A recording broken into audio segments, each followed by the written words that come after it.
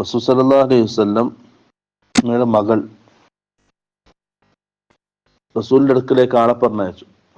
എന്നിട്ട് പറഞ്ഞു, ഇന്ന ഇബ്നല്ലി ഖദ് ഉഹ്തുദിറ ഫശ്ഹദ്ന.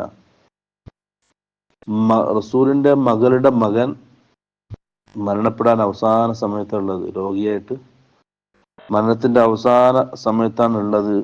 റസൂലിനോട് വരാൻ ആവശ്യപ്പെട്ടുകൊണ്ട് റസൂലിനെ ആളെ പറഞ്ഞയച്ചു. فأرسل يقرئ السلام ويقول.